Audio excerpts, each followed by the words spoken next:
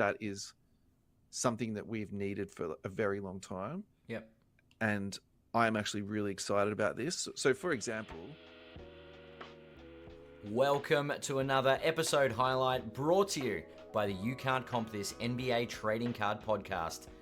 If you like this video, please give it a big thumbs up.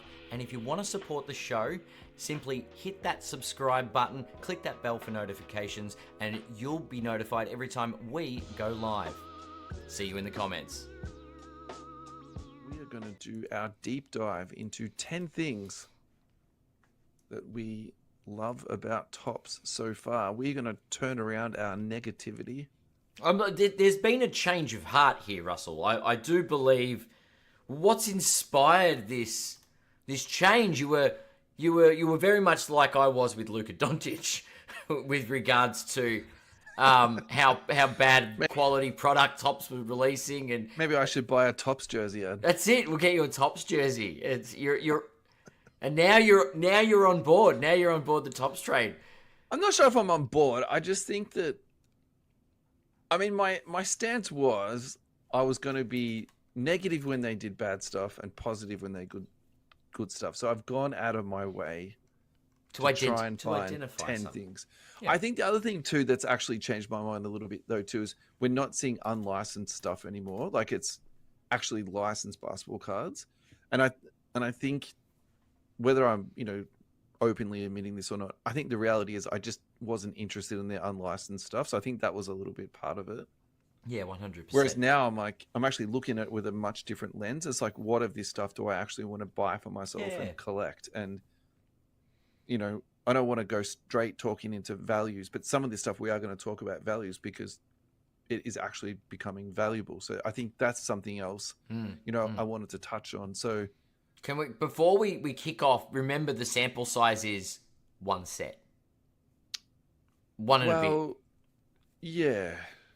We don't know what the catalog looks like, and that's been my thing saying, well, let's not judge Topps on their first month with the license, but yes. Yeah, no, I think that's fair to say that. So, all right. I think one thing I do want to point out that we discussed last week is the concept that we touched on was that it's junk wax that's collectible. And it's actually really interesting. So if you watch a couple of breaks, you don't get that many parallels out of it. Like it is very, very heavy on base. So one thing I would actually like to keep an eye on is the aftermarket sale of like the base cards. Well, no, I was going to say the hollows, like the silvers that come out. Yeah, because there's only like one or two per box. Interesting. Whereas what we're used to with Prism is one per packet. Yeah, a random. So, there's an insert in every pack kind of thing. Yeah. No, I'm talking. Like the holograms. Silver, yeah, exactly right. And so, like that is something. I'm not too sure if the market's adjusted to that yet.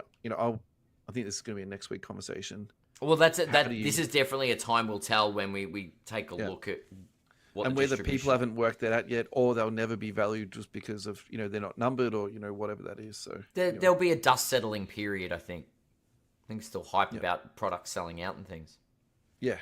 All right. So the number one thing I like about Topps so far, and I found this just 4 days ago on Topps Hoops Instagram, is their Topps Now series. So for example, the card that we're currently looking at is the Andrew Wiggins alley-oop buzzer beater that was beautifully drawn up for him. And then immediately they've made a trading card out of it.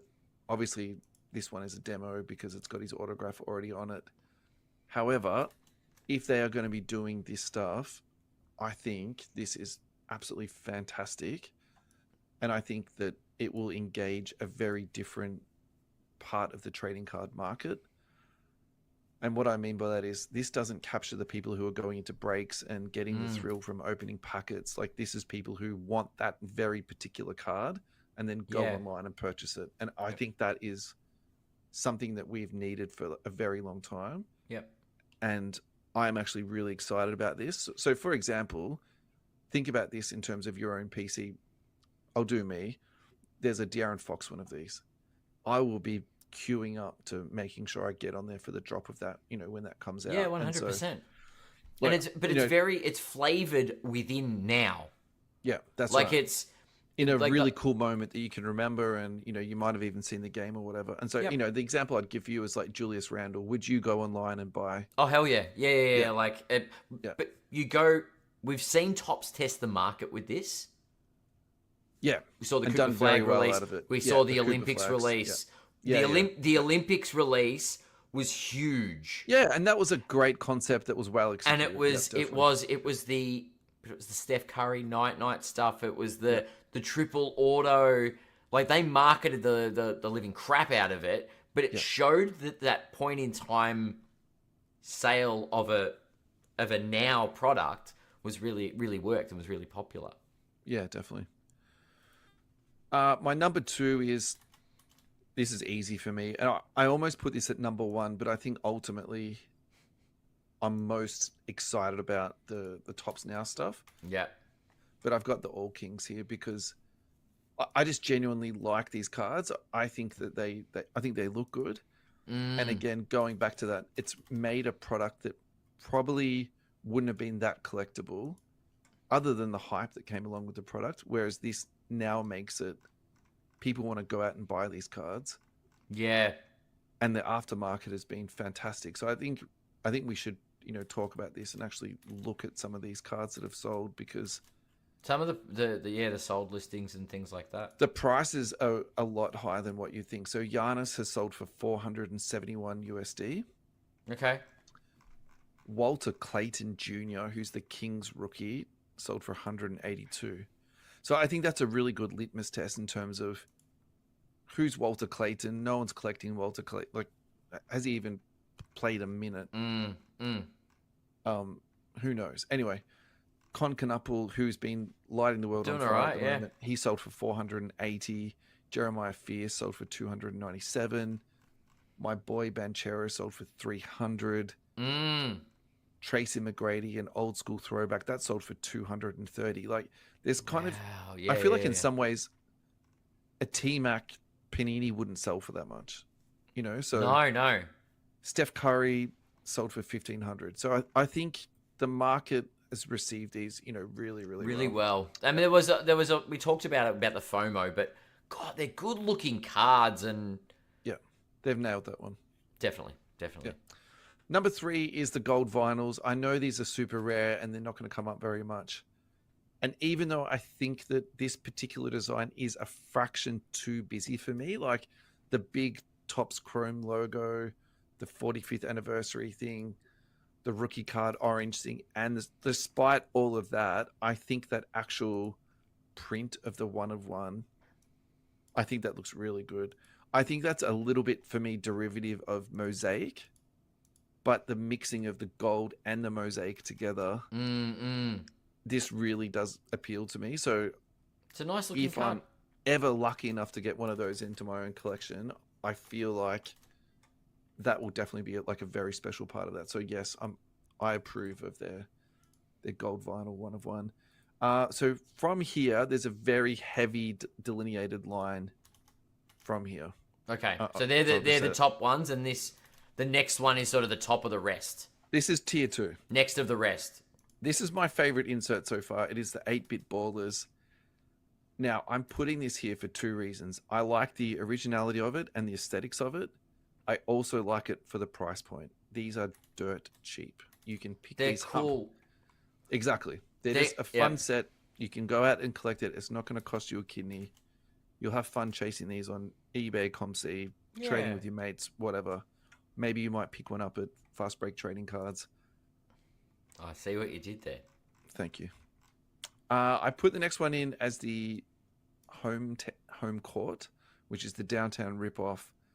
I put these below the 8-bit, and Which if you one? disagree- Okay. The downtown. Sorry. Yeah. Oh, these are shiny. They Yeah. look different. so I put this one down the list a little bit further than the 8-bit, and the reason I did that is because of the price. What my concern is about these is that I'm worried that these won't hold. Whereas the old Kings, I think, are fantastic, Yep. and I think they're going to hold long term. What I'm worried about with these ones is I think the design is nice, but I don't think there is as good as the Downtown cards. Okay. I also think they lack the narrative. So what I'm worried about with these is that the pricing on these is basically pushed up by the excitability around the product. And I'm concerned about seeing a crash around that. So this one here, you can sort of say, oh, look, there's a Luke Longley into the future on this. We'll come back to it. I'm either going to be very wrong about this and these are going to explode up, or I'm going to be right and these are going to be not worth that much. That's got damage. That LeBron has got damage on the corner. And it's still sold for $450. Well, that's the thing, Ad. Like I personally, like for me, that's a lot for that particular card raw. Mm. And there was damage on the bottom left corner. Yeah. Wow. As you correctly pointed out, I skipped over one of the cards there, so we'll do the Netmarbles ripoff next, which is called the Comic Court. I mean, these are tier 2 anyway, so they can be in any particular order. Absolutely tier 2.